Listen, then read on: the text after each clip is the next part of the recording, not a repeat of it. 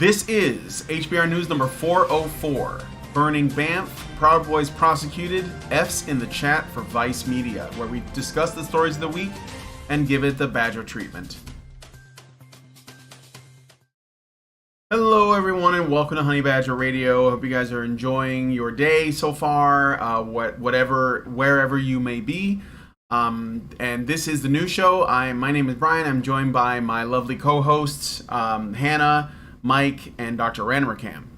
On today's show, we're going to be discussing updates regarding the Epstein calendar, which was released last week. Vice and also, just as a side note, Buzzfeed appear to be going under. The Proud Boys are charged with seditious conspiracy and more. So tune in. It's going to be a good time. And be sure to join us afterwards for the patron-only show. So on this week's, I saw this interesting article from Fox News, but it was also in other places too. So if you don't like Fox, it's okay. You can find the story somewhere else. Same story. Apparently, Evangeline Lilly, who is the actress most, I think, known for playing like the Wasp in the Marvel movies, but she was also in the Hobbit trilogy, playing an elf named Toriel or something like that. Not really sure. Anyway, she has come out, and this is like not easy for anyone in this business to do, and said that society is villainizing masculinity and applauding femininity in men.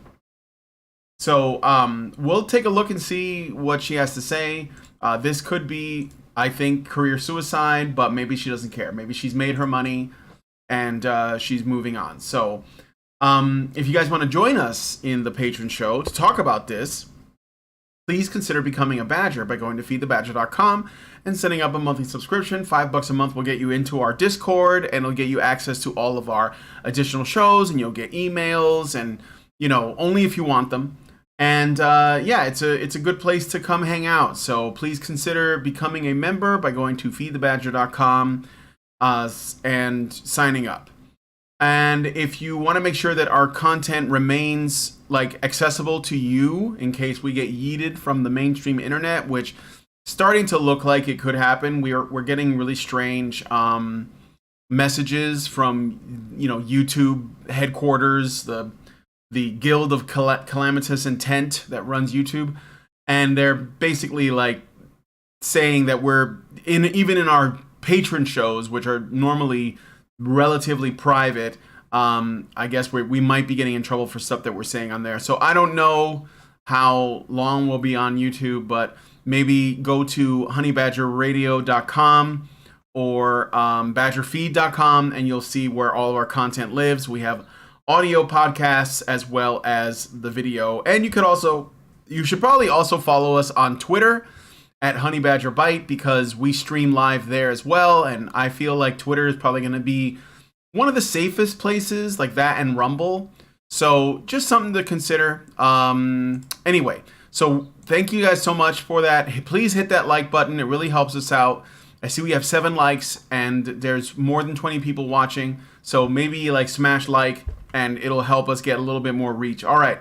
So with all that out of the way, let us now get into today's stories.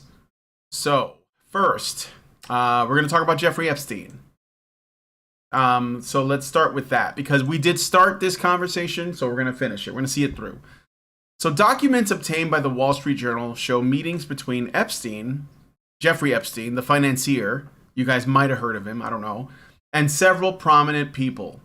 The new lists show the pedophile met with CIA chief, former White House counsel, after his child sex crime conviction. William Burns, the director of the Central Intelligence Agency, allegedly met with Epstein when he was the Deputy Secretary of State in 2014. The documents also show Noam Chomsky, who I used to like, but I was really young and naive then. The author, activist, and professor was also scheduled to fly with Epstein and have dinner in his Manhattan home in 2015. According to the New York Post, Chomsky said he wanted to discuss political and academic subjects with the well-connected financier. Catherine Rumler, who served as White House counsel under President Barack Obama, met with Epstein dozens of times in the years between her White House career and her next job as an attorney at Goldman Sachs, the report said. Some on the list said that they thought he had been rehabilitated. Most of the people included in the thousands of pages of emails, thousands of pages, and schedules from 2013 to 2017 told the Journal that they met with Epstein because of his wealth and connections. Epstein also met with Ariane de Rothschild, chief executive of the Swiss private bank Edmond de Rothschild Group, and Joshua Cooper Ramo, I hope I'm not butchering that, former co-chief executive of Henry Kissinger's corporate consulting firm. Well, thousands of pages. This is all we got from thousands of pages. Yeah. Nobody ever meets with like the creepy guy that hangs out in an alley, right? And watches kids at the park, or some school teacher that raped her students. And nobody meets with those guys after they've been convicted because they think they've been rehabilitated. Nobody meets with Mrs. Robinson to discuss matters of education because they think, oh well, it's been a year, couple of years. She's all better now. She's not a pedophile anymore. Like, no. I'm not buying this bullshit. And it's not like the guy is the only financier in the world. Right? Right. So either these people are all meeting with him because of his connections, which is still suspect, because anybody that was connected to him while he was a criminal is suspect. And that means they were connected to him while he was a criminal. Or they're meeting him because he's a pedophile. Yeah. Yeah, it's all a bit of a damp squib, really, isn't it? It's certainly not the world-changing dirt we were looking for. It's mostly a bunch of unknowns. We got a former CIA chief, a former White House staffer, a former consulting executive, and a banker, presumably a former banker. None of them are going to face any consequences, let alone get arrested. They're all already retired from whatever position of responsibility they ever had, so they're not even going to get fired or cancelled, as we call it.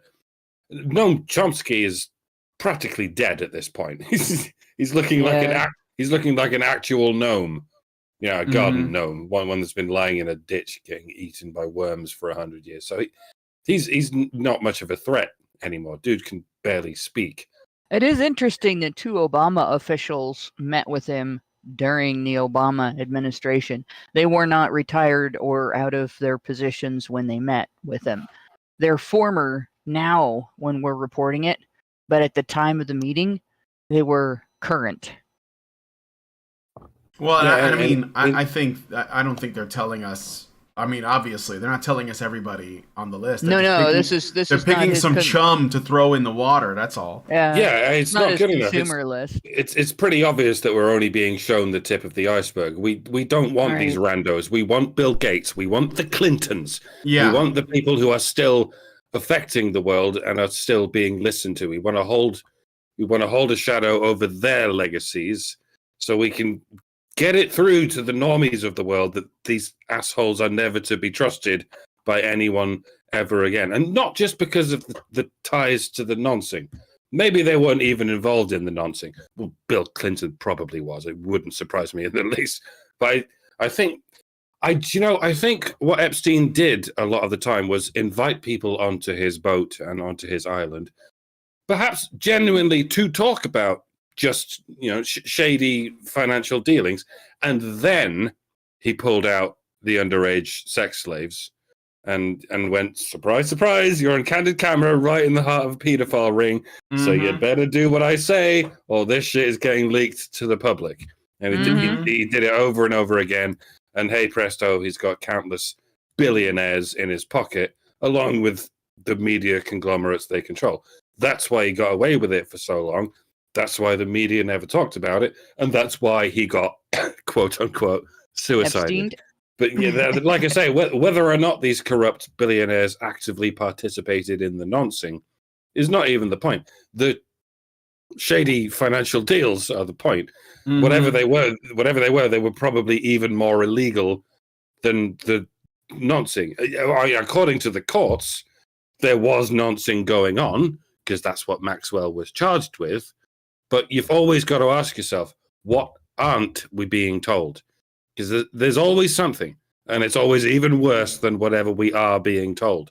And Yeah. we're probably never going to find out. We like to think the truth always wins, that the truth always comes out, but it obviously doesn't. The best we Let me can remind you something. feasibly hope for is that the history books draw a suspicious question mark over the legacies of Bill Gates and the Clintons, rather than a spotless, glowing review of their perfect altruistic philanthropy and nothing else. I mean, I'm not confident, but I'm gonna keep shaking my fist anyway. In vain, I'm sure, but whatever. Let me remind you of something that's related to that. The U.S. Senate and Congress had a slush fund that was when shit, I can't think of his name. All I can think of is Stuart Smalley every time it's Al shit. That's not his name. Anyway, he was a congressman, got ousted for taking a stupid funny picture with his hands not touching a woman. Al Franken. Thank you. When he got ousted for taking a stupid funny picture with his hands, a picture of him not touching a woman. I just have to point that out because what the fuck? Like, they have a slush fund. They have a slush fund to pay off interns and other employees who allege sexual misconduct against people within the congressional offices. Now, who do you think that's for? Who do you think that's to protect? Like, that's not to cover my ass. It's not to cover your ass. It's not to protect the interns, right? So they had a whole fund set aside. They have this happen so much that they had a whole ass fund set aside to pay off accusers who are usually in their early 20s and some of them in their late teens. Interns in Congress and in the Senate and in the White House are young people. They're not 50. They're 20, they're 19, they're 21, you know. What was Monica Lewinsky was like 23 years old, like really young people. And that's who that was for. That's who that was to pay off.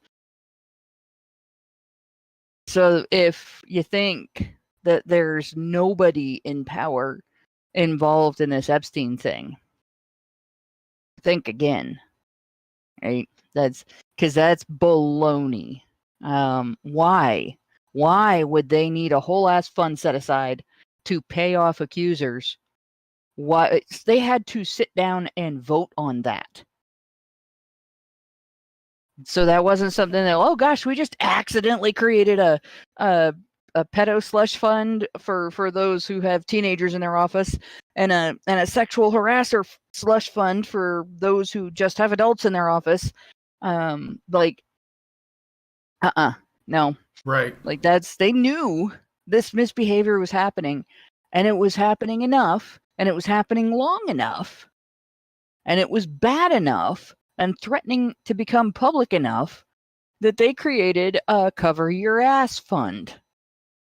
And that fund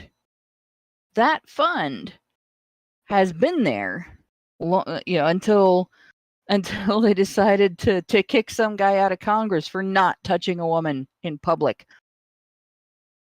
Yep. Jojo, stop. I'm curious about the Rothschild connection. This is really starting to sound like some InfoWars shit.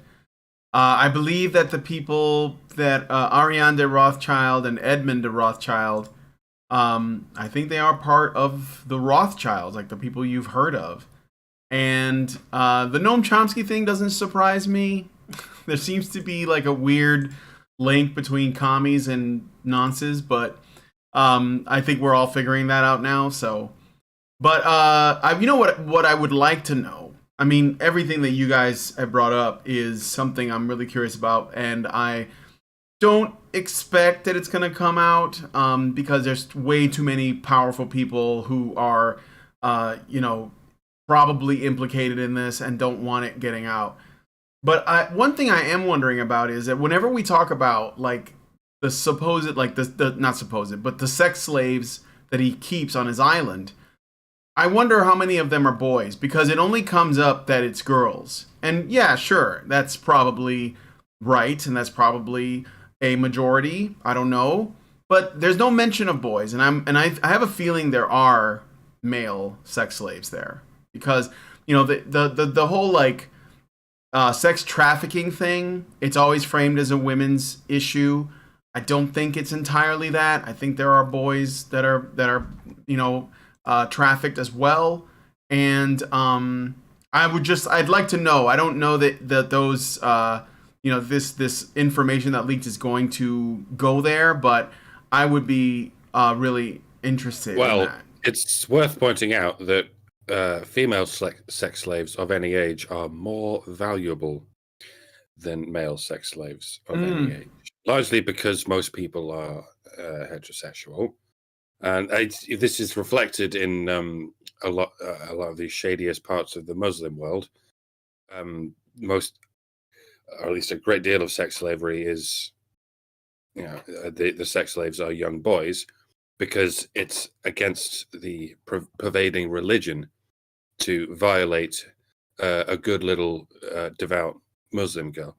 And it's the same reason that so many pedophile rings in the UK and the other various parts of the world they've invaded very much trade in female sex slaves, because they're more valuable. The only reason they fuck boys in Islamic countries is because they can't get girls, because it would be wrong to do it to girls, but nobody gives a shit if you fuck boys. Which is why when they come to the UK and other places, they're like, we can get girls now. Did you know that? And they're just as cheap as the boys, because what they really want is girls. They only resort to boys when it's all they can get. So when it comes to the likes of Epstein and his island, I would imagine, given just how absurdly rich and powerful he is, I would imagine they would be mostly girls, because he can afford them. You know what I mean? Yeah, it's a good point. Anybody else have any thoughts on this Epstein follow-up? Okay.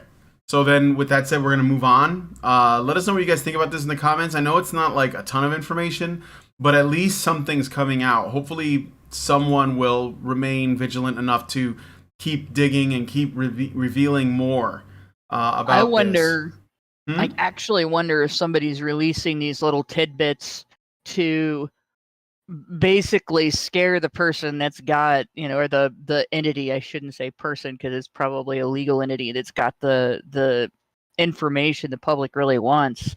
Yeah. And say, everybody pretty much within the spectrum of wealthy and powerful either met with Epstein or one of Epstein's representatives, and everybody can be connected to Epstein one way or another. Give us our names, or we're going to let your name out, or your name's out, and maybe that's what this is all about. Yeah, maybe. That's certainly possible. I guess I don't know. I hope we learn more, is all I can say. Yeah. This should be a much bigger deal than the media is making it out to be, but of course that's the case, right? So I'm sure the we're gonna move names on. will come out as these people's usefulness draws to a close. Yeah, that's what I think. I think that there are people on that list that are still too important, and then there are some that can be tossed aside, and I think we got that. So, all right, so we're gonna move on to the next story. Let us know what you guys think about this in the comments. Who do you think is there gonna be more information? Do you think this is gonna be memory hold? If there is more, who do you expect to find on that list? Let us know in the comments. So before we go to the next story, which is about Vice, we're gonna read a super chat. So Albert Nada Retro gives us $5.50 Canadian, and says everybody knows Epstein died of Clinton implication halitosis. All right, thank you, Albert. And let me just look and see if I miss any super chats. Nope, I got one. Meredith G, gives us $5 and says HBR News 404, honey for the Badgers. JE, that's Jeffrey Epstein, met with government officials. I'm shocked, just shocked. Actually, I'm not. JE connections run deep given his business partner's father, Robert Maxwell, is rumored to be a triple agent.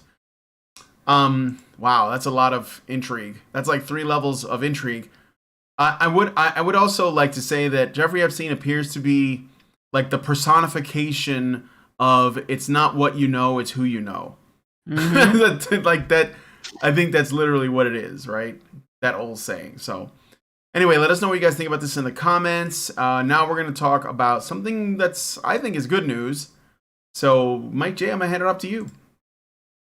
Well, maybe not all good, but we'll get to that. So the heyday of the alt media giant Vice News could be at an end. The outlet, which once focused on documentaries and boots-on-the-ground style journalism, but then shifted to progressive and social justice slanted essays, now faces the very real possibility of bankruptcy. 2 sources have told Breitbart that the company has been desperately looking for a buyer, and that so far they've had no such luck. The company, which previously held an estimated worth of over $5 billion, released in a statement Monday that, quote, "We are engaged in a comprehensive evaluation of strategic alternatives and planning. The company, its board, and stakeholders continue to be focused on finding the best path for the company," end quote. So, translation, we're kind of fucked. But, in a late-breaking development, according to reports from the Wall Street Journal, Vice is on the cusp of finishing a deal with Fortress Investment Group and Soros Fund Management to acquire the outlet for the sum of roughly $400 million. See, tempting though it is to chalk this up to the get woke, go broke paradigm, it's not necessarily the case. Certainly not always. Vice has been around for years, and it's been woke for like the last 10 of those years, give or take, which is a pretty good innings, all things considered. Media companies rise and fall all the time. It's a natural cycle. We just don't remember them after they've fallen. All kinds of non-woke outlets have folded before they've even got on anyone's radar. Meanwhile, the likes of the New York Times and the Washington Post and the Wall Street Journal and the Guardian and Disney and Netflix and any given TV station ending in BC have been around for decades. They've always been left-leaning, but they're still going strong because they're too big to fail. See, that's where the George Soroses of the world pump all their funding, because they're such crucial pillars of propaganda. I suppose Vice, much like Buzzfeed, much like various other Gawker subsidiaries, never quite made it to the heights that get that kind of attention. One can only assume they made the mistakes that Twitter was making before Musk bought it and sorted it out. They employ hundreds of useless woman-child degenerates whom they pay a small fortune to write one short article a month if they do anything at all. And they employ diversity officers whose only job is to bring in diversity hires who slowly tank the company with their obvious incompetence. Massive companies can afford to do that. Moderate operations like, or at least intermediately wealthy operations like Vice, evidently cannot. That's the degree to which get woke, go broke is arguably true. But it's not going to make any difference to the rise of woke propaganda. What are the readers of Vice going to do when Vice is no longer operating? they're going to keep reading, the NYT and the WSJ and the Guardian and so on. Sure. And as the smaller companies get shaved away from the stack, you'll end up with just a handful of absurdly wealthy woke publications where everyone gets their news. And all this does is make the propaganda even more homogenous and hegemonic. Eventually, of course, there'll just be one outlet left, one outlet of state-approved propaganda, possibly on a global scale, and it will be even woker than you can possibly imagine, because there will be no competition. All within the state, none outside the state, none against the state. And the whole world will be one state. Ironic, is it not, that this kind of global fascism is being brought about by people who think they're fighting against fascism? Good God, people are stupid. Fucking take me, Lord. There's an element to which this is fake. One of the things that happens in media is, like, if you remember back in the old days when you used to get a newspaper delivered to your house, and paper boy would come around for his $2 every so many days, and get chased around the neighborhood by people on bikes going, $2, I want my $2, for the movie reference. But that $2 didn't pay for the newspaper, right? It paid for the delivery, really. The newspaper was paid for by the advertisers. And a newspaper wouldn't survive without advertising. You got ads, or you had to charge a lot more. You had to charge magazine prices for your newspaper. And if you didn't have some really, great, hard-hitting, exciting news in your story, or you weren't a shit tabloid that wrote about the incredible Bat Boy, you weren't getting, and those guys got ads too, by the way, but you weren't getting people to pay to read your newspaper, to pay magazine prices to read your newspaper. So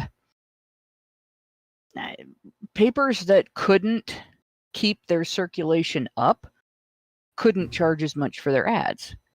The paper I worked for was a small town newspaper, sold around the county, but it was small. Like, in its heyday, I think it had maybe 7,500 circulation throughout the entire county, which mostly was in the community itself, and it got bought out. The couple that owned it, when they retired, a company that bought the newspaper in the community next door, I guess you could say, about 10 miles east of us, and it bought our newspaper, and I think also the newspaper in a community to the south of us, and they were combined as one organization, and reporters went back and forth, and photographers went back and forth, and a lot of the work that was done was centralized in the printing press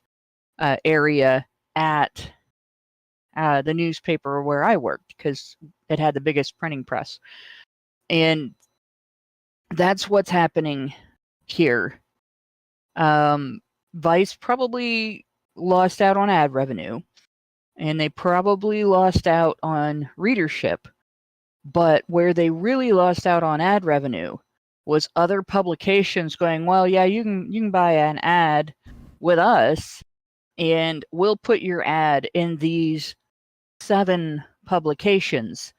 And Vice is going, well, if you buy an ad with us, you get to advertise with Vice. Ta-da! And the advertisers are going, oh, we'll pay for this ad in these other 7 publications. So the advertising gets squeezed out, and maybe the other 7 publications are owned by Soros, and Soros just watches Vice die and then swoops in to buy it up. And this is how conglomerate media grows. They buy up different media.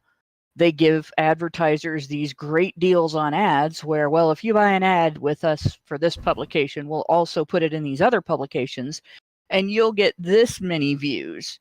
as opposed to what other people are offering you with a smaller package for the same price. And of course, the advertisers, they need people to see their ads. So they're going to go with the better deal. And then that provides the conglomerate. They haven't price fixed, right? They haven't engaged in monopolistic practices that are illegal. It's not illegal to give somebody a great deal. They haven't said to anybody, don't advertise with Vice. None of that.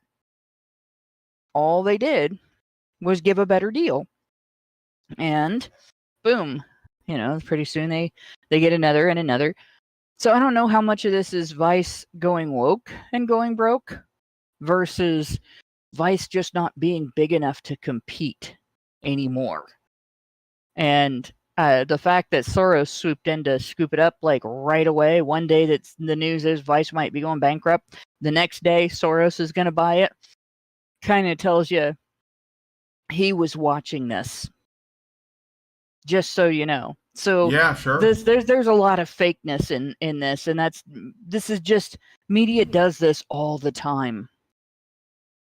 Well, that's it. That's all I wanted to point out. All right, I just wanted to say though that despite all of that, I think that advertisers, they advertise with websites that get traffic.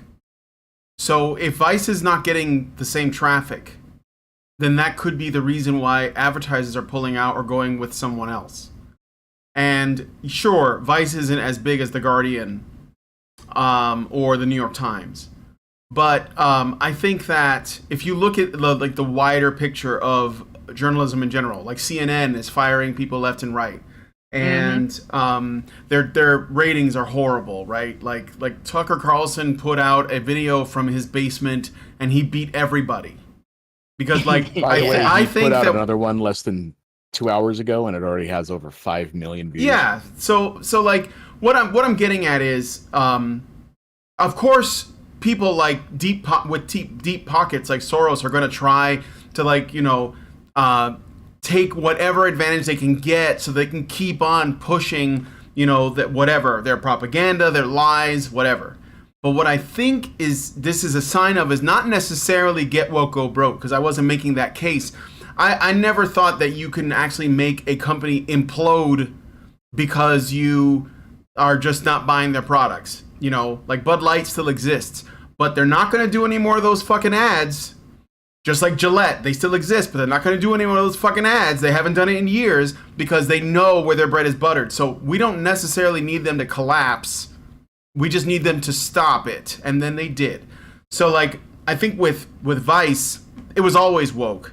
I think that even when they were doing this kind of guerrilla on the ground, go into the Middle East type of journalism, they still had that same kind of, progressive mentality. It's just that when there's no longer like a George W. Bush in office that you can essentially just show the shit that he's doing, then you have to make things up. So you start talking about white privilege and patriarchy and all that. But they already knew that. That's if you go to school for journalism, that's what you're going to learn. So, unless you're a resistant person that says, you know what, I don't know if I buy this. You're just going to toe the line because that's what education is. So I think that what I take away from this is Vice and Buzzfeed, who fired 15% of their staff, and they're also in danger of going. I think they filed for bankruptcy or something.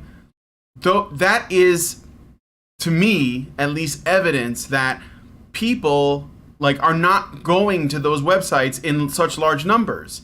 So you can advertise there, but if no one sees your ad, then you may have wasted your time and your money. So why wouldn't you advertise on a website that does get traffic? Does that mean that you're going to see the New York Times and the Washington Post and the Guardian, all these essentially get whatever people don't no longer go to Vice? Yeah, probably. But the point is that I think that people's attitudes are changing, and I think it's coming out in what websites they choose to go to, what they choose to spend their time consuming in terms of their news and their opinion pieces and so on. and I think it's having an effect, and that's why I'm happy about it. I mean, I don't expect that Vice is going to disappear. I know that the people who work there, at least, they're going to find other stuff to do. You know, they're going to keep doing their journalism or their activism or whatever it is. And sure, people like Soros and other, you know, billionaire, like, philanthropist types are going to invest in them. But that's fine. Throw all your money at that if you want to.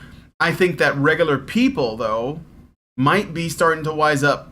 And I think that's that's really the important takeaway, although I can't confirm it to be sure, but based on what I've seen, based on like all of the stuff that's going on, how we get like a new controversy like every week, and these companies are shutting down. I mean, I'm expecting Fox News to file at some point, but that's only because Tucker left. I think Tucker was like their life support. Yeah, system. he was Fox News. Like people didn't watch Fox. 2/3 of their viewership for Sean Hannity after they ousted him. Yeah, so their ratings are gonna go in the toilet, and that's fine. And maybe maybe Warren Buffett or something. No, not him, but like maybe some billionaire will invest and keep it afloat. But the point is that they do have to spend the money on that, and I don't think it's gonna work out. So. I mean, you know, probably not in my lifetime, but I think that it's showing that there is like a shift, you know, happening with the people, and I think that's where it really matters, in my opinion. Yeah, it does. So. It does show there's a shift with the people, but in terms of like the bankruptcy itself and everything, it's kind of the bat signal for time to add this media to the conglomerate between left-wing publications. Mm-hmm. Now, like you'll want to be real suspicious if Soros buys Fox News. If somebody else does, that'll be different. But if Soros buys Fox News, then that should tell you something. Well, I think there's a reason why nobody really watches Fox except for Tucker, and I think it's because it's like it's boomer journalism. Like it still lives in like the Reagan era, a lot of it, and people are. There is a lot of that there. Yeah, there's a lot of rhino shit. There's a lot of neocon shit. People don't want that. Like, you know, that's the thing. Like, so it can, you know. I mean, I think that if there was, like, if Soros bought Fox, I think a lot of people would not be surprised. They'd be like, oh, yeah, of course. I think there would be people there that would leave. I think there would be people there that would head for the hills real fast. Yeah. You know, there's a few of them. Like, I would expect, for instance, Shannon Bream would get the hell out of there real fast because Soros doesn't like Christians, and she is always talking about her religious beliefs. Yeah. So that would be that. She'd be out. But I think that some of the newer, younger, right-wing or independent media would be willing to pick her up. But yeah, well, again, Megyn Kelly, she left Fox. I think she's doing really well. I don't watch her show, but... Did you hear what Megyn Kelly's calling Fox News? What was that? Do you hear what Megyn Kelly's calling Fox News as of late? No, what is she calling it? Foxwiser. Oh, God. Yeah. So I'm just saying, like, obviously media is changing. Fox News didn't kill itself. Oh, I mean, it kind of did. You know, actually, what's funny is somebody had pointed out, gosh, the owner of the... What's the name of the machines? Dominion? Dominion. The owner of Dominion, the company that owns Dominion owns Fox News. That's weird. And it was the Dominion lawsuit was apparently the reason that Carlson was ousted. That's what I heard. I don't know if I don't know. Which is possible because I mean he was on them pretty hard. About things, and like there were some things that you know, this is something that a journalist should be able to do as long as you do it honestly. Like when we've talked about the questions that people had regarding the election, Like, we don't know the answers to those questions. Mm-hmm. That's why they're called questions. They're concerns people had, right? Yeah. The point that we always made when we talked about this is, in order for people to have faith and trust in a system, the system has to demonstrate that when those questions and concerns come up, they get addressed in a transparent way, that everybody is satisfied with the result, not in that they like what the result is, but they're satisfied that the result was arrived at honestly and fairly and with no shenanigans. And we didn't get that. That was not what happened this last time around. So there are still a lot of people with a lot of questions, a lot of concerns, and a lot of suspicions because of the way it was handled when the original questions, concerns, and suspicions came up. And I think if you could say anything was a mistake that Tucker Carlson did, was that he didn't quite give that impression. When he talked about stuff, he made some more definitive statements about this happened or that happened. And you have to have absolute solid, rock solid proof if you're going to say that. Like, come out and say, so and so did this, or this definitely happened, and here's why we think this definitely happened. So that gave them an opportunity to like, well, you're out of here, you're the cause of this lawsuit. And they settled with Dominion. If Dominion was not owned by the same company as Fox, and the people calling the shots above both companies were different people, it might be possible that battle might have been fought out to the end and turn around and said, well, no, nobody slandered anybody. This discussion was happening all over the country. To say that Fox being part of it was, slander or defamation was wrong or whatever. It might have been a totally different result. But, he kind of got caught in the gears there. The thing is, it's a mistake for the company to let him go. They're going to discover that he's going to be bigger at some other company, and that company is going to end up eclipsing Fox, right? Yeah. But again, when you look at how this played out, it goes back to that sort of fake news kind of element. It wasn't organic, right? Sure. Vice going bankrupt isn't organic. And Soros swooping in and picking up Vice isn't organic. So when we look at media changes, things that are said in establishment media and things that are not said or talked about in establishment media, just remember, look and find out who owns those conglomerates. Vice is not an independent company, I don't think. I think they're already owned by another company. Yeah, sure. They're part of like a bigger group. Right.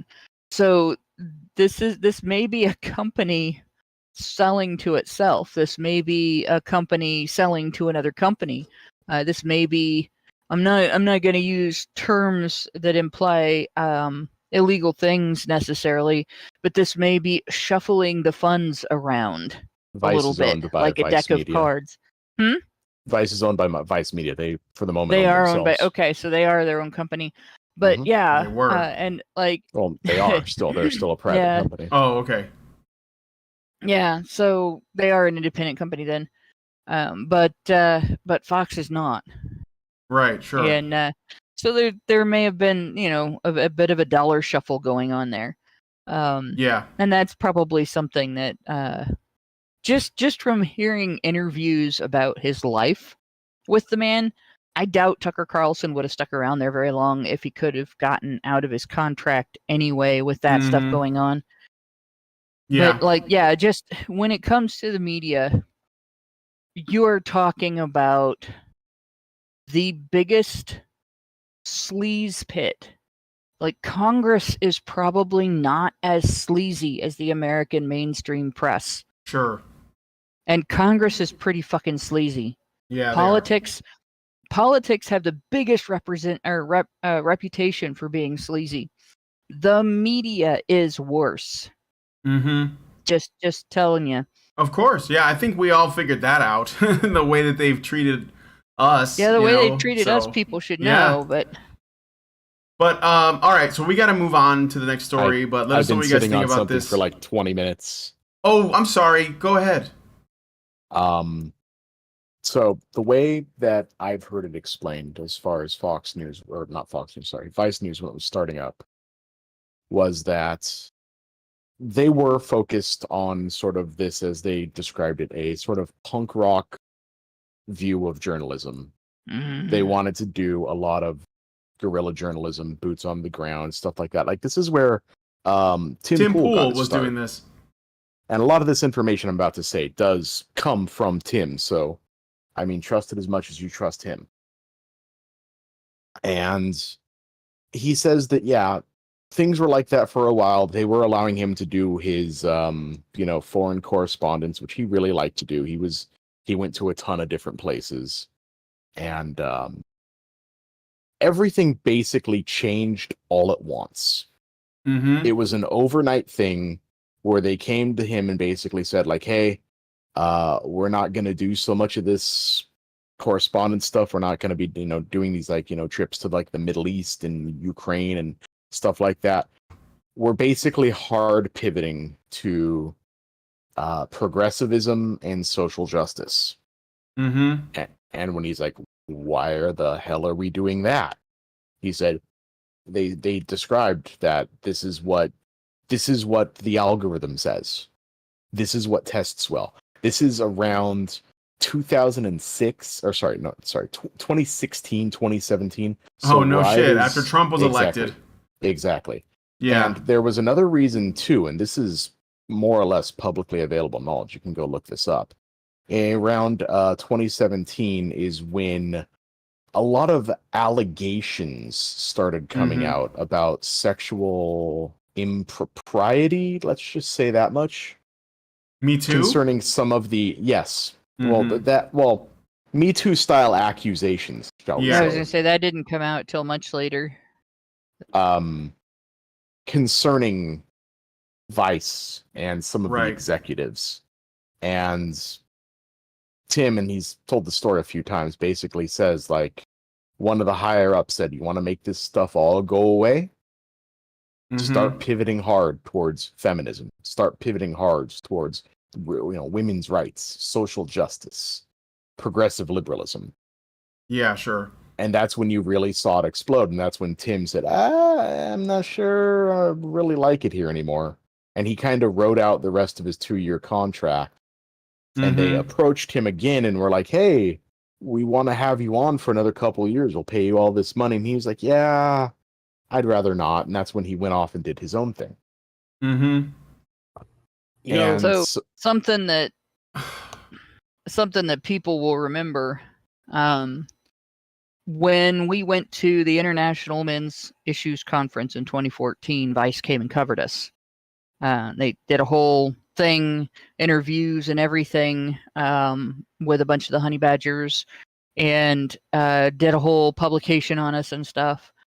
And then just a few months after it was published, when the hashtag Gamergate started really blowing up on Twitter, they changed the title to something like from some innocuous just title about us and men's rights to these women think women who were raped were asking for it, or something along those lines. Like, so they were woke in 2014.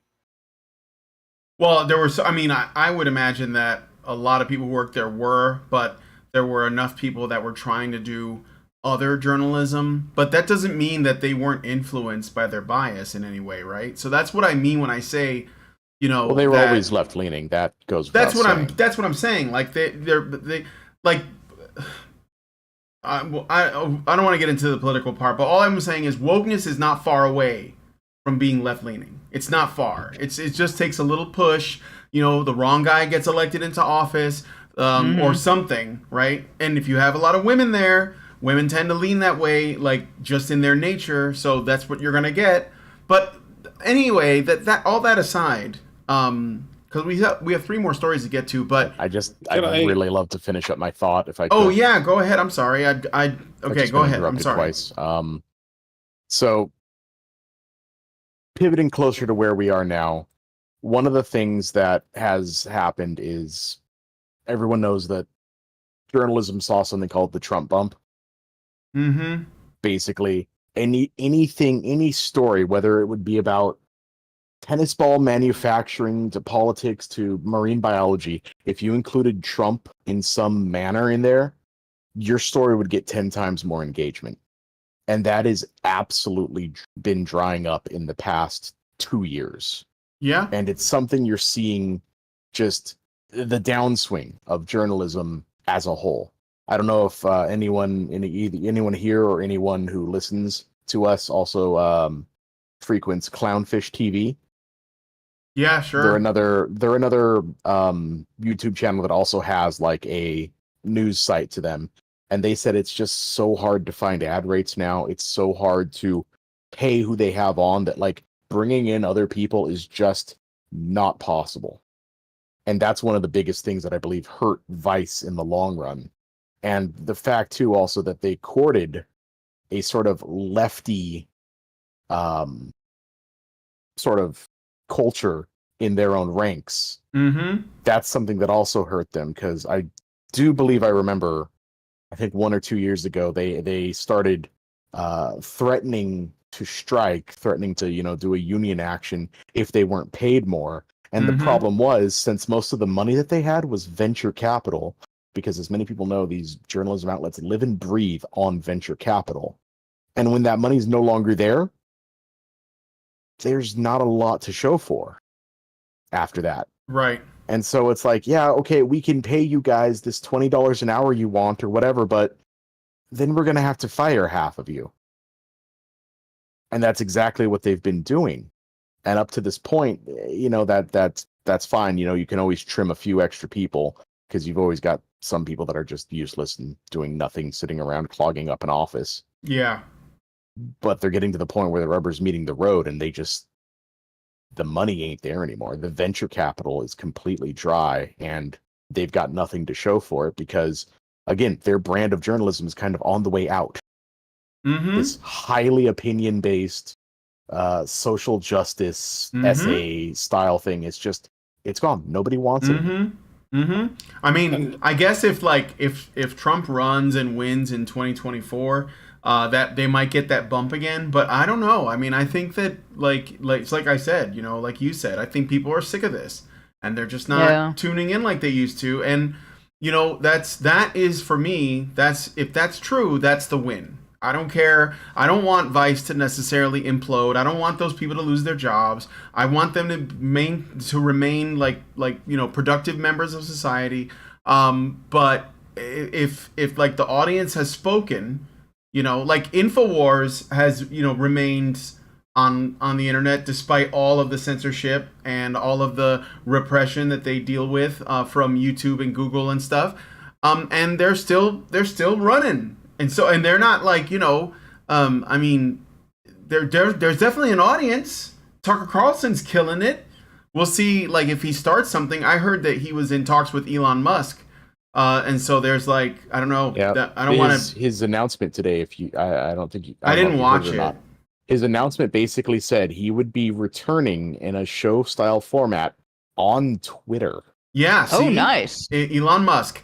So, and the thing is that, like, most of the work of pushing back against this stuff comes from the people at the bottom. And it's not even work. All you got to do is like literally just don't go to those websites. Don't give people who hate you your money. And that's always been the mantra, I think, of get woke, go broke, which is more like a sentiment. It's not a reality, but I think most people know that. But at the end of the day, like, if it doesn't work, does that mean you give them your money anyway? No, don't be stupid. Just don't participate. and just let it go, right? Some people will go along with it. You can't change those people's minds. You can't force them, to go to somewhere else. All you can do is not participate, and then if you have friends or people around you, you tell them, you know what, I'm not doing this, and this is why, and let them make up their own mind. And I think that's enough. I honestly think that's enough. So, can I'll be as quick as possible. Yeah, go ahead. I'm going to say it. Fox News is controlled opposition. Always has been. Mm-hmm. Maybe that wasn't the idea originally, but it seems almost too convenient. Yeah. That every other channel is able to point at Fox News and go, look at how right-wing the establishment media is. This is why we need to exist, so that someone out there is able to point out how right-wing everyone is. Yeah. And if Fox disappeared tomorrow, what would the likes of The Daily Show do all their jokes about? Yeah. Randomers, that's who. Isolated kooks who they can lie about with impunity. They'd have to clutch at straws trying to point to any burned edge of right-wing talking points that still exist anywhere in the world, while quietly whistling at the pervasive fact that the entire network and cable media is unapologetically biased in favor of the Democrat Party. And when any normal person points out, hey, seems like the entire media industry is controlled by the Democrat Party, what are they going to say? If they can't do the Wojak point at Fox News, they don't have a leg to stand on. So let's see what happens if Fox News goes under. Let's see who can still keep up this lie.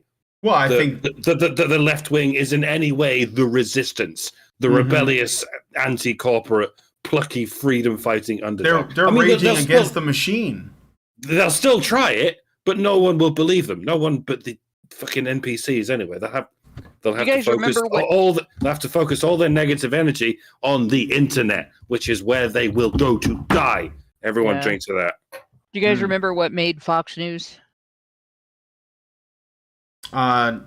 Does anybody remember why Fox News became popular?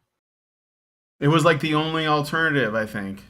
No, it was the only channel giving coverage to the O.J. Simpson case. Oh, well, that'll do it. And, like the other channels ended up having to do things with the case because of Fox News. But everybody was glued to their televisions watching Fox News and watching the discussions about the case, watching the case be the testimony aired, watching the commentators opine over guilt or innocence and corruption in the police departments and everything.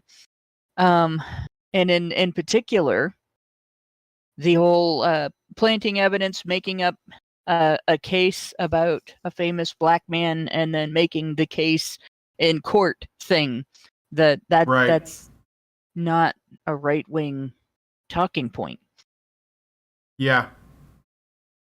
I remember that period of time very clearly because I hated how many times my cartoons got interrupted. Yeah. Oh, yeah, sure. I watched that with my dad. And we were baffled by the case because it was like there was all this evidence that like there was plenty of evidence on both sides of the argument as to whether or not the evidence against Simpson was real valid evidence or tampered with and stuff like that. And we both thought there should be a process to have a separate a full-on separate hearing system for that doesn't have anything to do with the same judge and doesn't have anything to do with, like, they should have to present a case because that was such a weird case and everything. By the end of it, it just, neither one of us could come to a conclusion until years later. But in any case, I think a lot of people started watching Fox News, and there's been some evidence too that a lot of people started watching Fox News because of that case that stayed with it. And it was, I think most of them were probably boomers, but there's a lot of Gen Xers that watch that outlet. And a lot of people who I think are more independent with some left-leaning beliefs and some, especially about corruption within the government not going away just because your favorite party gets into office and stuff like that. Yeah. More like more libertarian beliefs and stuff stuck around because they were fed up with being spoon-fed. And when they went back to the other news agencies, they realized how different the reporting was. And I don't know. I think what Mike said about them being controlled opposition, there might be something to that. All right. Well, I'm open to whatever. I don't watch Fox anyway, so.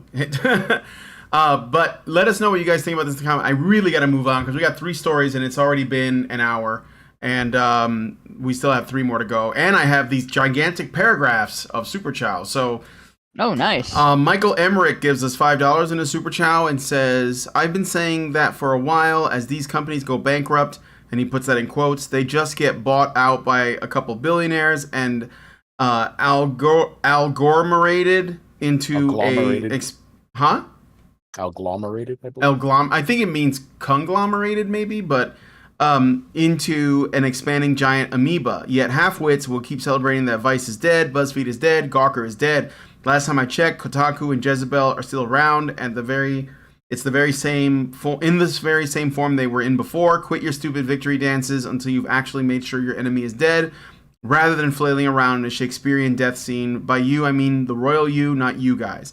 All I will say, just really quick about that, is that you're not going to kill a company like that by just refusing to go to their website or whatever. It's not going to happen.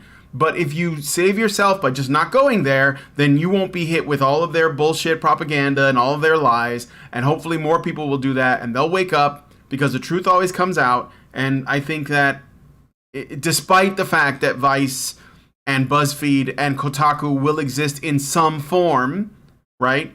It doesn't matter, because what it means is that people are not absorbing the material. That's what I'm talking about. Like back when BuzzFeed was putting out like listicles that let you know, which Disney princess you are, there were lots of people trafficking the site for that, and then they would get oh, here's some feminism. Like, would you like a side of feminism with your Disney princess quiz? Now, people aren't going there in the same numbers, and I think that is meaningful. Yeah. That's what I'm saying. So they're not going to go away, because these people are committed to driving this shit into our brains. That's fine. You can, go ahead, spend all the money you have trying to do that. As long as I know that people are not responding to it, then that's good enough for me. Yes, Vice should definitely be committed. Yeah. Zeranx gives us $5. So thank you, Michael Emmerich. And Zeranx gives us $5 and says, HBR News 404, the fact some couldn't see how much Trump was elevating everyone and put their best foot forward is why I laugh at the issues many are suffering now. Hannah might say that that's wrong, but I can't shake it, and I would rather embrace that I feel that way rather than smother it. These people are pretty much laughed at. These people pretty much laughed at those who had lost their businesses and or killed or died in 2020. I think you're referring to the Summer of Love, among other things. But thank you, Zeranx, for that. So yeah, that's called Schadenfreude. It is perfectly normal. Shouldn't be celebrated in people. Like, everybody shouldn't be standing around going, yeah, you're mad at these people, so you are glad something bad happened to them. Yay! But it does happen. It doesn't make you a bad person to experience it. Yeah. It feels, I think what I think it feels like is kind of like a cosmic justice. That perhaps is the case, because people are losing their jobs at these places. Or at the very least, a heavy sense of, I told you so. Yeah, there's definitely that. But anyway, so let us know what you guys think about this in the comments. I got to move on to the next story. So let's do it. So, Proud Boys. Last week, a jury in Washington, D.C. convicted 4 out of 5 Proud Boy defendants of seditious conspiracy in relation to the January 6th riot at the United States Capitol. This included Enrique Tarrio, the former chairman of the Proud Boys, who was not in Washington, D.C. on the day of the breach. So he wasn't at the White House or the Capitol on January 6th, just to be clear, okay? But he is convicted. Other chapter leaders charged include Ethan Nordine, Joseph Biggs, and Zachary Rell. Dominic Pizzola, a member of the Proud Boys from Rochester, New York, bypassed the conviction on seditious conspiracy for now, but was hit with lesser convictions. The jury agrees that the government has proved the existence of a seditious conspiracy, a charge that carries up to 20 years behind bars.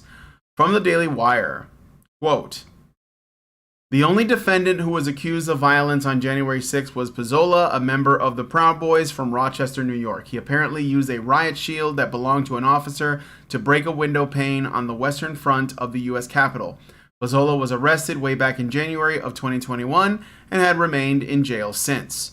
During the trial, the prosecution used private messages from Tarrio that they said showed the former leader taking credit for the riot." So this is Enrique Tarrio, who is pictured in the center there on the website. Okay. In one message, for example, Tarrio wrote, quote, "Make no mistake, we did this," end quote.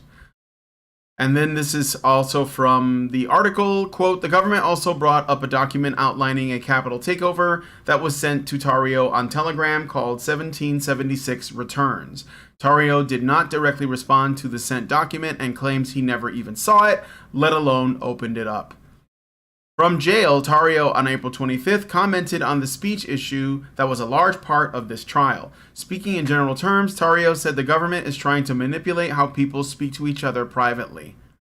What they're trying to do, what people are trying to do, and this is in general, I'm speaking in general, is manipulate how we talk to each other in the locker room, the former Proud Boy leader said in a Twitter Spaces event.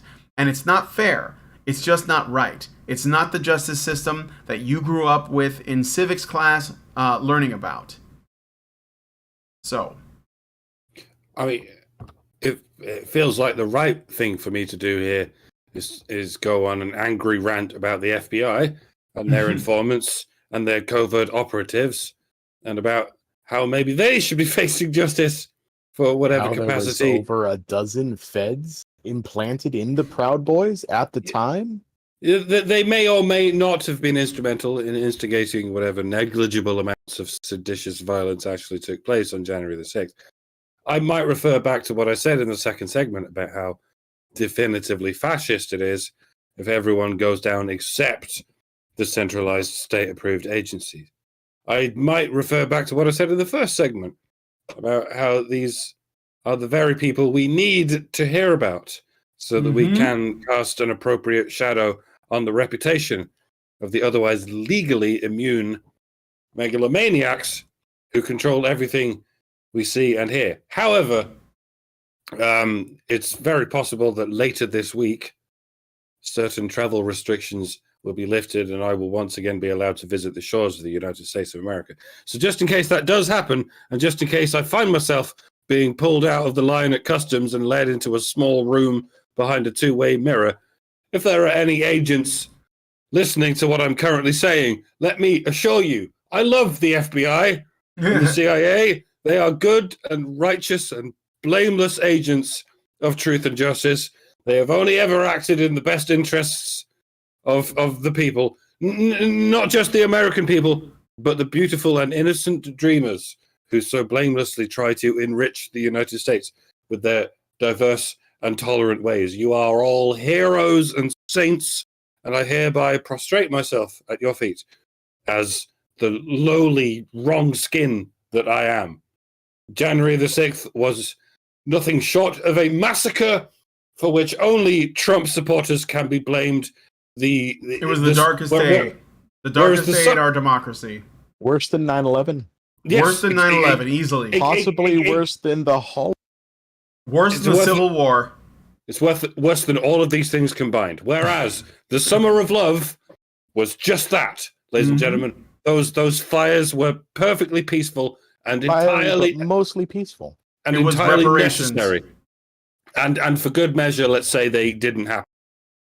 America is a wonderful country, But yes, it is a racist hellhole, which can only be fixed by the Democrat Party and the marvelous government agencies which only ally with the aforementioned Democrat Party through basic logic and compassion. I mean, for heaven's sake.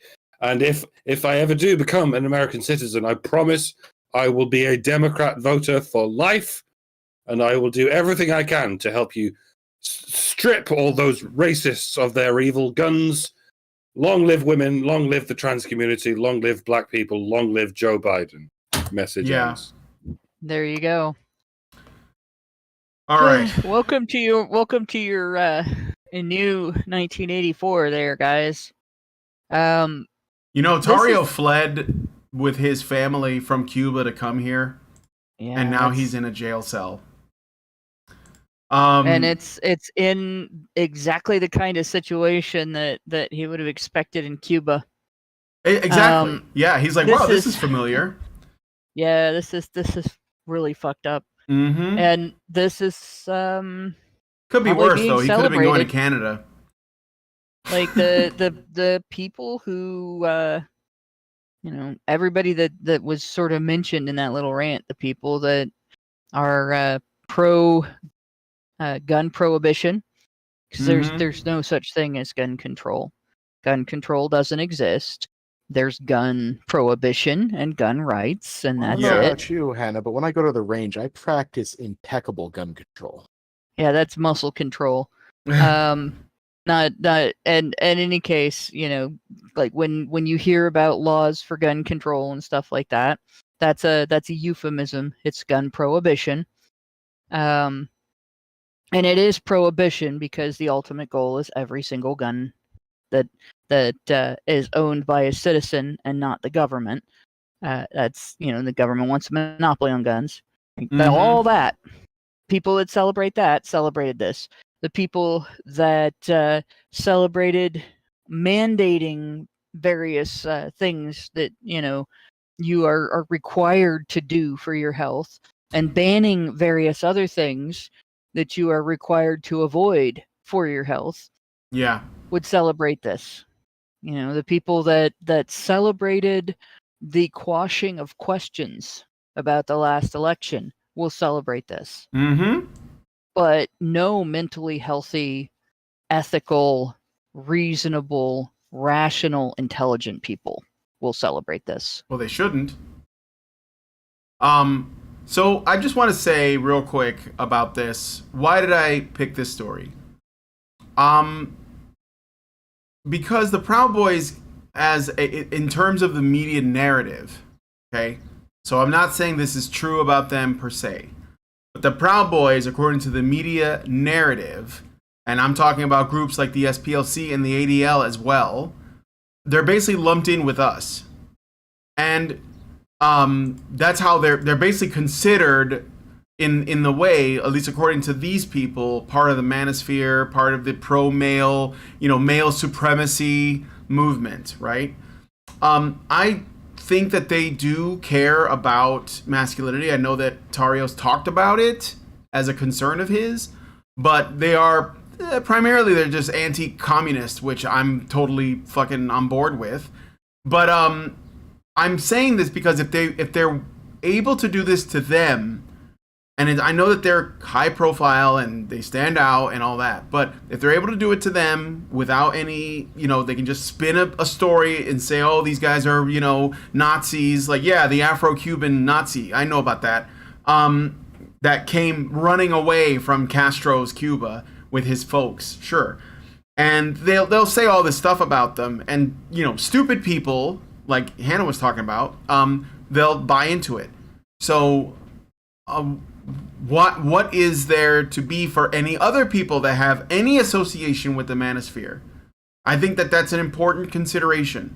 I almost went to Washington on January 6th. I wanted to go to do some interviews and just sort of see what was going on. But my wife wouldn't let me go. She was like, I think it's going to be bad. I don't want you to go. And so I didn't. And I'm a little half regretting it because I think I could have gotten some, pretty good footage and maybe spoke to some people. But I also think, well, what if they just start rounding up everyone who ever showed up? I mean, they detained people that did nothing wrong. They were just there. At worst, maybe they were trespassing, but being that it's a building that is literally paid for by us, the taxpayer, I don't think there's anything wrong with walking in to the Capitol, like through the front door, like most people did. So, but that doesn't matter, right? So I'm just, it's really a shame, like this and the QAnon shaman and some of the other people. I think there was an old woman that was arrested. It's ridiculous. What? The MAGA Meemaw. Yeah. Yeah, that all she did was walk around. She Shuffle wasn't around, even, held up a flag, got a picture taken. Yep, she got her picture Yeah. taken, and they went and found her. So That's Yeah, there another was thing, too. literally nothing illegal of course, about what she they, did. they don't care though, because if they don't make it look like the insurrection, the darkest day in American history, if they don't make it look like that by arresting people and scaring the shit out of them, which I think is the reason for it, then they'll lose control of the narrative. Like when you start lying, you have to keep lying, and you have to make the lies bigger and more elaborate because you need to maintain this fiction, and that's what they did. And I had a really dark take on this. Okay. The narrative doesn't matter. They don't give jack shit about the narrative, right? They don't care if anybody believes them. They know we don't. This wasn't about getting people to believe anything they said. This was about showing it doesn't matter if you're guilty. It doesn't matter if what you did was right or wrong. It doesn't matter if it was harmful or harmless. It doesn't matter if the FBI set you up. You still go to jail because they have the power to do it to you. That's what this was. This was a flex. This was a massive flex. This was about showing everybody that speaks out in a dissenting voice against the establishment that's in power right now. Do this anymore, and you will be crushed. Yeah. They'll eventually get to us. Yeah, that's what I'm saying. Like it's This is about not, crushing but dissent. there's no narrative. There's none of it. Like they'll use narrative to make it look like they're still trying to promote the narrative, and there will be people that are stupid enough to think that they care what the public thinks, and if you just try to reason with them, that minds will change and things will improve. It's all bullshit. Right? And that bullshit isn't just at the top, within the ranks of people in government power, right? That bullshit goes all the way down to people you argue with on Twitter.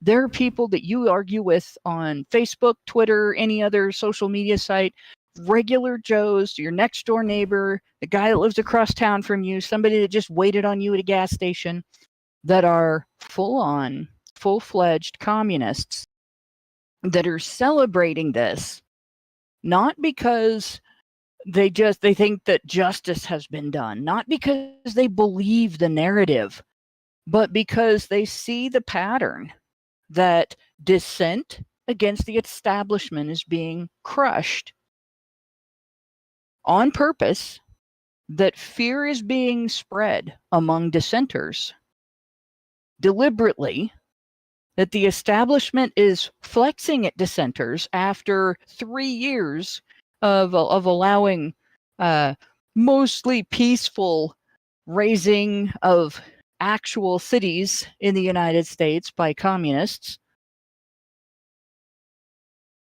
And they know that they're going to eventually cause people to lose hope. Well, yeah, I mean, that This doesn't is- really contradict what I said, because I'm saying Well, no, what I'm saying they're is creating a narrative, but they don't believe No. their own bullshit. So yeah, they're not creating a narrative. They're sitting on a narrative. They're standing on a narrative, but they're not using it. They're not using it to persuade people. Right? They're then why make using it as- at all? I mean, I thought it was They're not like using it to no. it's to they're keep people using- from organizing. It's to make people think that they have a different target than they really have. right? You ever get into a fight with a bigger kid at the park and they decide to play with you because they're so much bigger than you are that you haven't got a chance in hell. So they start holding one hand up over by their shoulder. Watch this hand, watch this hand. And they hit you in the back of the head with the other one.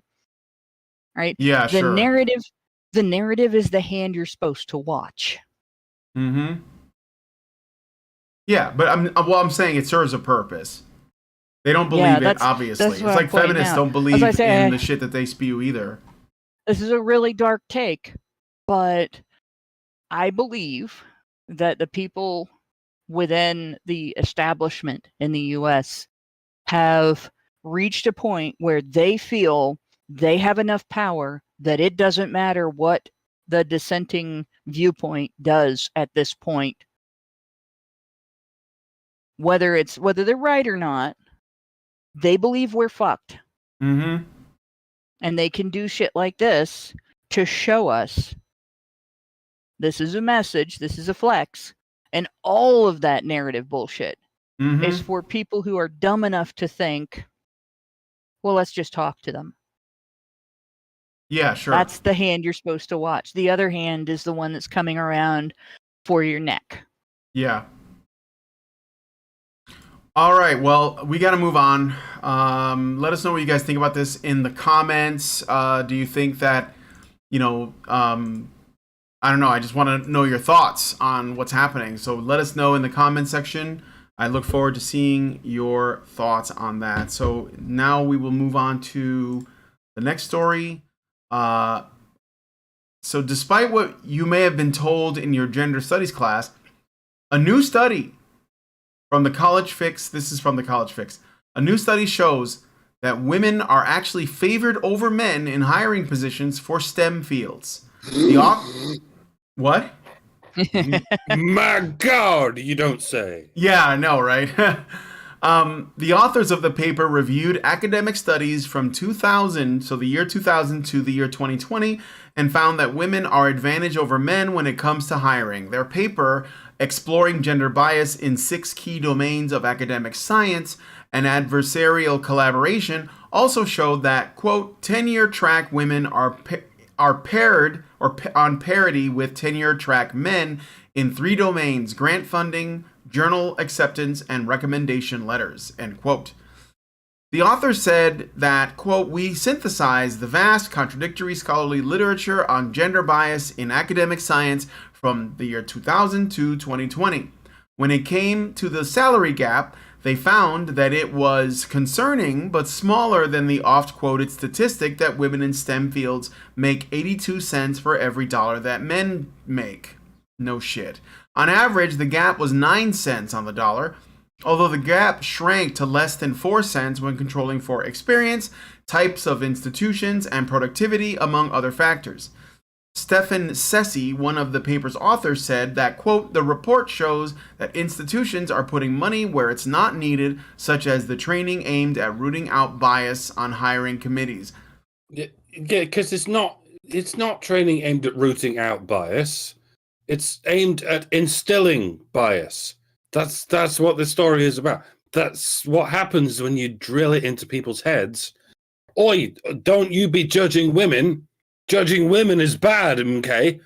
And when someone says, all right, what about bias against men? Should we avoid that too? You go, what? No! Bias against men isn't a thing. It never happens. No, this is not a definitive example of me being biased against men. I just told you that's impossible. Oh, look, everything's falling to shit. How weird. This is what academics are only just starting to figure out after years of scratching their heads and going, huh? What gives?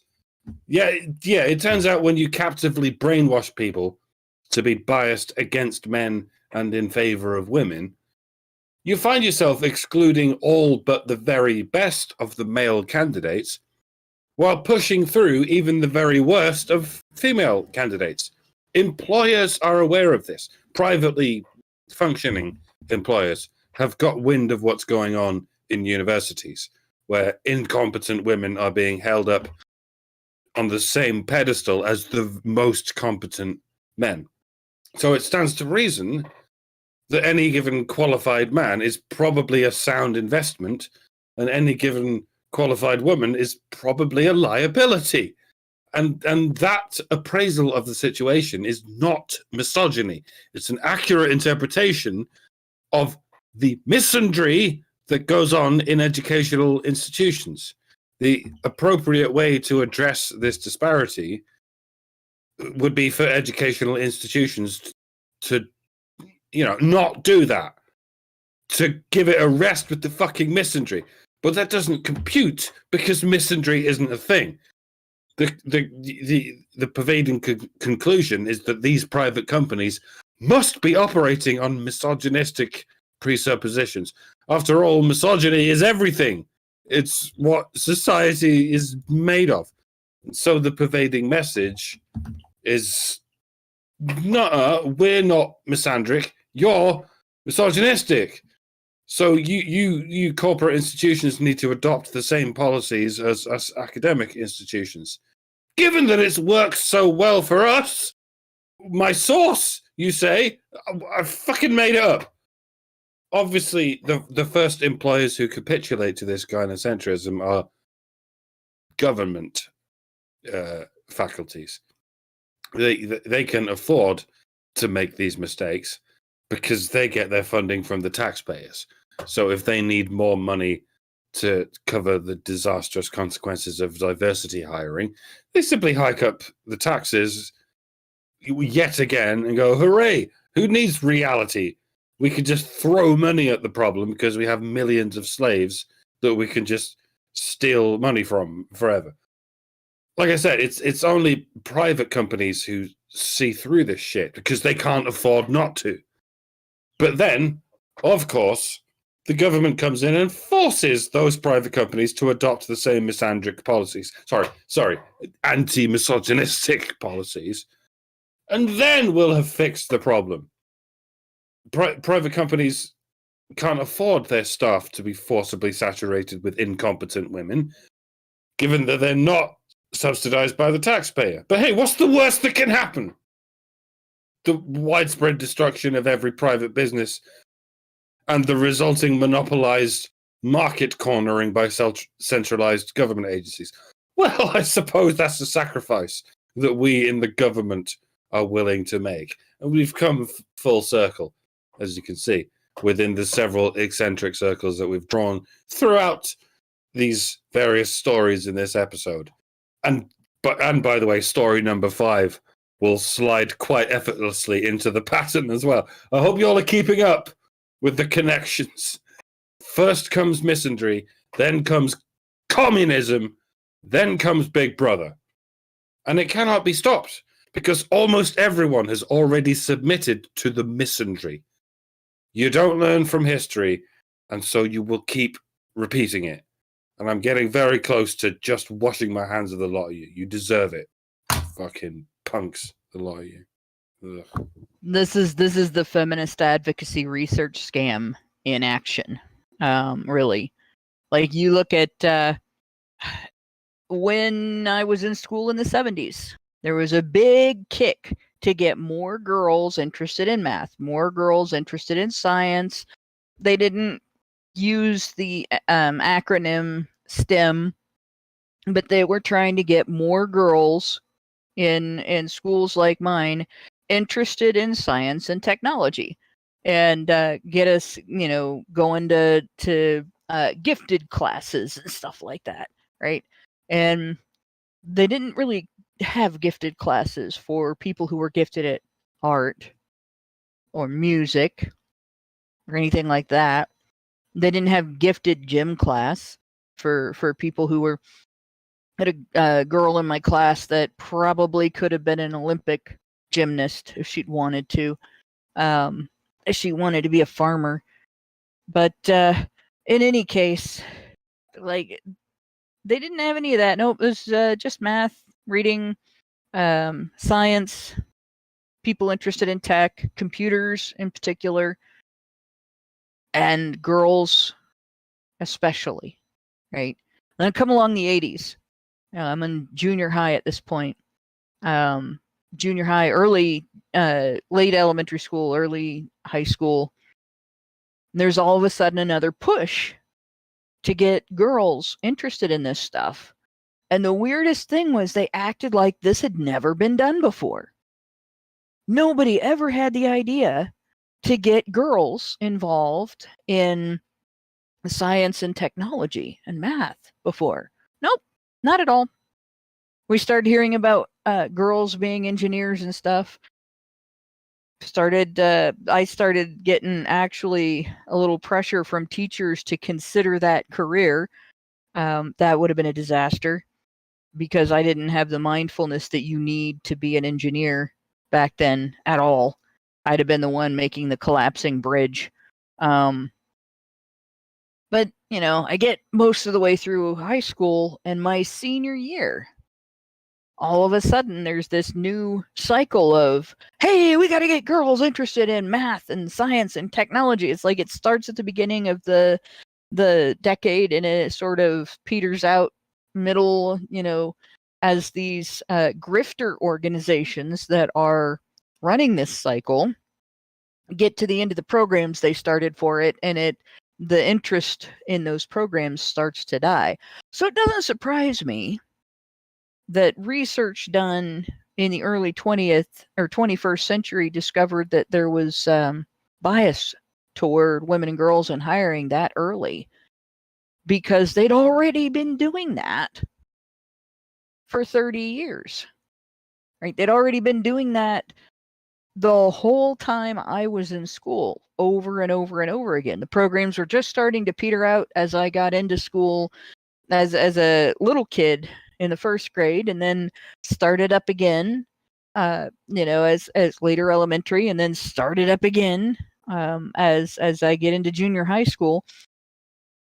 And this is basically what feminists do. Like, they make up a victim class, which, some group of women has been victimized in a way that no other women have been victimized before.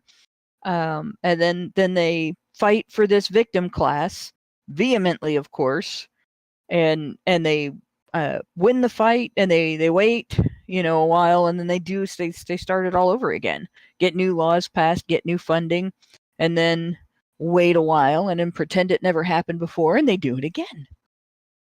And lo and behold, it's a miracle. There's no more disadvantage, but you can't report that, which is why this is like from 2000, but we're hearing about it in 2023. Well, yeah, it's a never-ending thing. That's why nobody here is surprised by this. And on top of that, like it now that I think this has been going on for a while too. This DIE, diversity, inclusion, equity, initiatives, that's been going on for a long time too. But it's the sort DIE of like, initiative. Yeah, the DIE initiative. I know that it's supposed to be DEI, but come on. DIE is way more appropriate. DIE. DIE is way more appropriate, yeah. So, again, doesn't surprise me. Will it change anything? Probably not. I mean, knowing this doesn't really matter. I would only hope that, somebody who runs a company somewhere will hire based on merit instead of whammons or whatever other oppressed group needs to be prioritized. Because otherwise you're going to end up with... call it MAID. Huh? We might as well call it MAID. Misandric assistance in dying. Yeah. If we're going to use euphemisms, let's go the whole hog. Yeah, may as well go all in. Speaking of like hiring people that might not be qualified for the job, the last story, we're going to get to it in a second. I want to give people a chance to respond to this, but I will say that it's relevant to the thing we're just talking about. So, does anyone else have anything to say about this women in STEM story? Yeah, again, not surprised. All right, so we're going to move on to the last story. We're going to be talking about some firefighters in Canada and what sets them apart from everyone else. So, Mike J, if you could. Oh boy. So, Canada hosted its first ever Women in Firefighting training exchange during the first 2 weeks of May. And Well, things got a little hot. Uh-oh. So the WTREX was held in Banff, Alberta, which I thought was Banff for a second, but then I realized there was no I, so it's just Banff, which sounds like a comic book sound effect. Nightcrawler's teleport sounds like that. Yes, but exactly. it is a place. I knew I was thinking that for a reason. Yeah, it is a place in the mountains. There's supposed to be really nice springs. Yeah, my wife used to go there all the time. Like Alison and Jonathan took me there. Like one day in 2015. It's rich as fuck. They're very do well people go there. Mm-hmm. They have these beautiful sort of springs that they use as pools and such. And when you walk down the street, you can just tell it's really wide. They have these built up places. It's posh. It's posh as fuck. I bet it is. Even by Canadian standards. Yeah. So, all right, Mike, go ahead. It was held in Banff, Alberta this year, inside the Banff National Park, where, among other goals, a female-led team of firefighters were to conduct a controlled burn. The purpose of the burn was to cut down on the risk of wildfires, but due to a sudden and unexpected shift in both wind speed and direction, the fire soon grew out of control. The now out-of-control fire soon took over 3 hectares and required the help of 5 helicopters in order to contain. This mishap occurs as Alberta is still under a state of emergency, as almost 1 million acres of forest has burned in Western Canada as a result of various wildfires. Is it wrong to find this so hilarious? I think that qualifies as not at all. That's why I saved it for last. Wildfires aren't traditionally supposed to be funny, but irony exists regardless of the tragedy that comes along with it, and irony is technically funny, as close as you can get to objectively funny. But the humor is only going to last any appreciable amount of time if a lesson is actually learned from it. If you realize what you did wrong and again, then we can continue to smile at the situation, because as tragic as it was, it led to an outcome where we never make that mistake again. But I have to wonder if the morons who did this are ever going to learn that lesson. The lesson being, when you exclude men from an important task, you severely handicap your ability to deal with that task. So don't exclude men, you stupid fucking misandric dipshits. Do you think they're going to look? Go on. Here's the funny thing about that. As far as I can tell, men weren't excluded. Okay, so this is the blurb that followed the call for applicants for this WTREX thing. WTREX is an opportunity to engage participants of all different genders, ethnic, and racial backgrounds to explore the growing role of women in fire management, while also serving as a training opportunity to enhance their understanding of incident command system, fire ecology, communications, outreach, leadership, prescribed fire planning, and more. So, of all different genders, to explore the growing role of women. Yeah, when they say all different genders, they mean all genders except men. Yeah, they wouldn't say it for true. any other reason. They're literally excluding men. But a trans woman, maybe they should have sent a team of trans women firefighters in there, because that probably would have worked out better. A trans woman would be okay, and any like regular woman that identifies as non-binary or whatever, two-spirit, whatever they're doing in Canada, that would be all fine. But whenever they say all genders, they mean not men. That's all it means. And it's not as though they're conducting an operation where a firefighter has to pull an unconscious person from a building. For that, you would need someone with as much upper body strength as possible. This is just pointing fire hoses at a fire and trying to put out the fire. You wouldn't think you would need upper body strength for that. You ever handle a fire hose? Just enough to operate a fire hose, I mean. You just need a team of women can back that up. It's like a rope in a tug of war. As long as you got enough people, you can get. But evidently, they couldn't even sort that out with this man excluding the situation. And like I said, do you think they're going to learn that lesson? That when you exclude men from a thing, even the organizational part of it is going to fall down. And this is Canada we're talking about, remember, possibly the world's most militantly feminist country. Are they going to say to themselves, whoops-a-daisy, that was our bad, we won't do it again? I don't think they are. They're going to stick with, oh, well, it's a freak occurrence. What with the shift in the wind and whatnot. It could have happened to anyone. It's just a coincidence that it never happens to a firefighting force that doesn't exclude men. And they'll do it again. I honestly think the same thing will happen again and again and again. Canadian feminists would literally rather burn down the entire country than admit they were wrong. Metaphorically speaking, they've been well on their way to doing that for ages. What's to stop them doing it literally? Who's to stop them doing it literally? Trudeau? Yeah, fucking good luck with that. Ugh. Here's the thing about diversity hires. That's not what gets companies to hire people who are female or people of color or people with trans status or anything else, right? Companies will hire who's going to do best for the company. And that when you're dealing with most government agencies, that's not true. But when you're dealing with fire departments, they need to get the best. They have standards. They have to have standards, or they can't do what they exist to do. So up until the point where we started mandating diversity hiring in fire departments are generally pretty effective in what they do. There were female firefighters.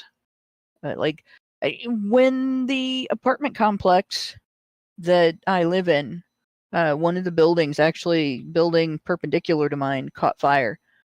They had a couple of fire trucks. They had a team of firefighters came here, put the fire out, helped people. There was a woman among them. She was about 6'2", somewhere in there. She was a nice, tall, strong woman. And the only way that you could tell she was female was when she finally, everything was done and over with, and she took some of her headgear off, and you could see she had long blonde hair. But she was not, I wouldn't have been able to do that job. She was not built like me, right? She wasn't quite built like a man, but she was not built like me. You could tell she was not a diversity hire. And I've worked in different areas where you have women there already, and then you get a diversity hire woman, and she's all about, I'm here because I'm a woman, and I can do everything the men can do, and blah, blah, blah, blah, and gets jack and shit done. Nothing. Because she's a diversity hire and she doesn't have to, and you're not allowed to criticize her because she's a diversity hire. Right? And she'll shit on every other woman that has done the job before her, just like diversity gamers will shit on every other girl who happens to be a gamer, or a gamer who happens to be a girl, gamer who also happens to be black, gamer who happens to have a disability. That just, that's their lifestyle. They do this, and they happen to fit these diversity standards, but it's not their identity. And it destroys professions. It destroys job locations. It destroys work crews, work teams. It destroys work environments for people. And I think that may be the case here too. Like, there probably have been plenty of great female firefighters, not anywhere near as many as there are great male firefighters, but plenty, until you get this diversity hire shit, and then you get women who get hired not because they can do the job, but because we need more women in firefighting. And suddenly you have mishaps like this, And like the same thing happens in STEM. I have a cousin who got a job with ODOT as an engineer, not because she was a woman, but because when she went in to apply for her job, they had a computer breakdown, complete and utter problem in terms of their sign making computers, and none of them could figure out. They're like, well, we can't even talk about hiring for this job because we can't make the signs we need to make, so it's going to be delayed for a couple of weeks while we get someone in here to figure this shit out. So she says, well, can I see the instruction manual? And they let her see the instruction manual. She goes, can I take this home and bring it back tomorrow? They let her. Next day she went in and started printing their signs, and she had a job. Like, that's how you get a job. That's you don't get a job by going in and sticking your tits out and going, hire me, diversity, woo! Because you fail if you're going to do that. Right? You go in and you show them that you can do the job. But yeah, that's where we are now. You get a job now by sticking your tits out and yelling diversity, woo, and burning down forests. Great. So, one of the very interesting things that I spotted in here in the article that we based this off of from the Counter Signal. Parks Canada maintains that all of the ladies in this training program were firefighting certified. However, if you look at the WTREX call for applicants, which is still up, by the way, all it says is you need to only have completed an introductory level course to firefighting. Yeah. And that doesn't smack to me of someone who's ready to take on a controlled burn. Well, it doesn't sound like certified. If an introductory course is not certification. Yeah. Well, you're all a bunch of misogynists. If a woman identifies as certified, then she is certified. At least I'm not a flaming misogynist. Yes. Hey. I do live with a misogyn therapist. Well, he's got to work out on your soggy knees. There They're we internal. go. My knees need it. So, yeah, shock and awe. Diversity hires backfire. Literally. No pun intended. All right, so let's see. Do we get any more super chats, super chows? Does anyone else Just have have one anything question. to add to this? What? Yeah. If they're going to do a controlled burn, why the fuck do you do it in a national forest? Photo op. Like, but it's like having a controlled meeting of the pedophiles at a preschool. Yeah. Like, what the fuck? All right, we'll meet you halfway in the middle, Hannah. We can do a controlled burn of the pedophiles in a national forest. Yeah, in we could Canada. just kill two Okay. birds with one stone, or two pedophiles with one fire.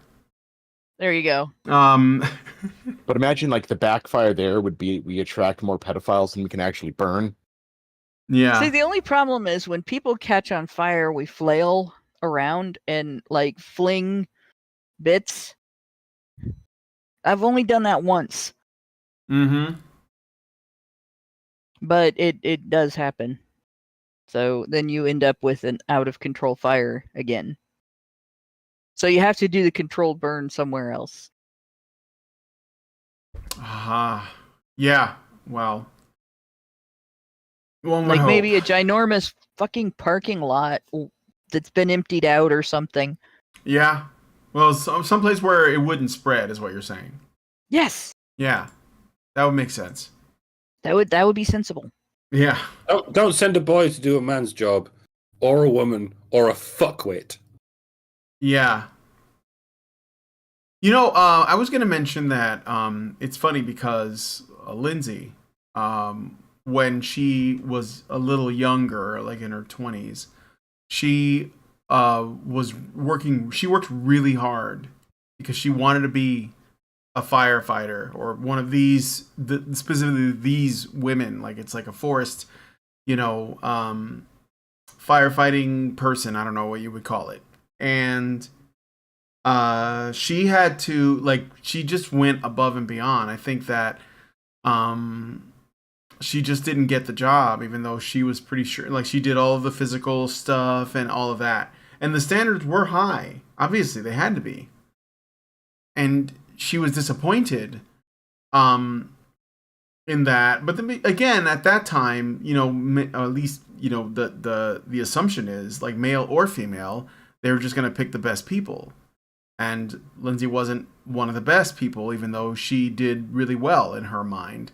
Obviously, I wasn't there. But it's when this story came out, I told her about it, and she was like, "Oh, I want to do that story." But Mike J took it first. It doesn't matter. But yeah, I mean, it's just something mention something next time. I would let her have it. Yeah, no, it's okay. It was. I should have. She's right there, isn't she? Then bring her on. Let her say some shit. Oh, she's in the other room watching the dog. Bring the dog too. Yeah, I would. He'll probably have things to say. But I mean, like, there isn't. She said that she doesn't really feel like she could add much. I just wanted to mention that this. She was trying to get into this firefighting like job. But for her, it wasn't.